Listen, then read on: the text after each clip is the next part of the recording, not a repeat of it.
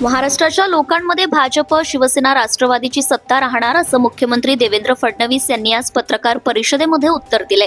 तसेच उद्धव ठाकरे टोमणे मारल्याशिवाय दुसरं काहीच करू शकत नाही। त्यांनी विकासावर बोलावं, त्यांनी काय विकास केला ते दाखवावं, म्हणून आम्ही त्यांना 1000 रुपये बक्षीस ठेवले आहे।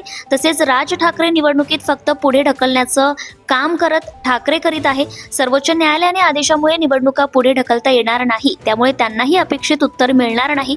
तसेच येणाऱ्या काळामध्ये या निवडणुकीत जेव्हा भाऊ एकनाथ भाऊ अजितदादा बाजी मारतील, तसेच काही ठिकाणी युती झाली किंवा नाही झाली तरी देखील सत्ता आमचीच राहणार। काही ठिकाणी युती होणार नाही, परंतु तो आपल्या परीने निवडणुका लढवतील आणि जिंकतीलही।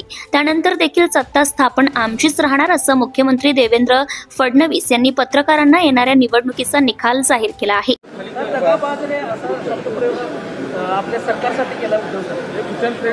उद्धव ठाकरे टोमणे मारण्याच्या पलीकडे काहीच करू शकत नाहीत। मी तर यापूर्वी देखील सांगितलं की विकासावर केलेलं त्यांचं एक भाषण दाखवा आणि 1000 रुपये मिळवा।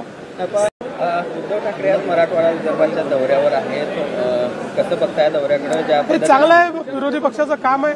पहिल्यांदा उद्धवजी बाहेर पडले आहेत, त्यामुळे मला आनंद आहे। काल निवडणूक आयोगाची पत्रकार परिषद झाली, त्यावर राज ठाकरे यांनी म्हटलेलं आहे की ही पत्रकार परिषद बघितल्यावर तळपायाची आग मस्तकात गेली, कारण निवडणूक आयोगाकडे उत्तर नाही। त्यांना एकच उत्तर पाहिजे, ते म्हणजे निवडणुका पुढे ढकला।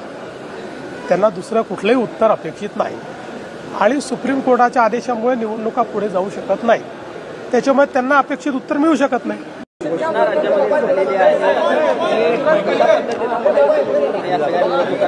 असं आहे की निवडणुकांची घोषणा झाली आहे, आम्ही त्या निवडणुकांना सामोरं जाऊ।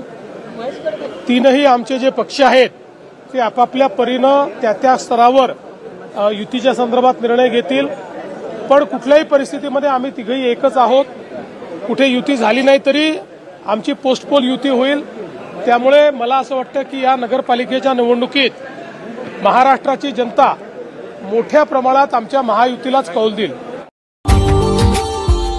Subscribe now and press the bell icon. Never miss an update.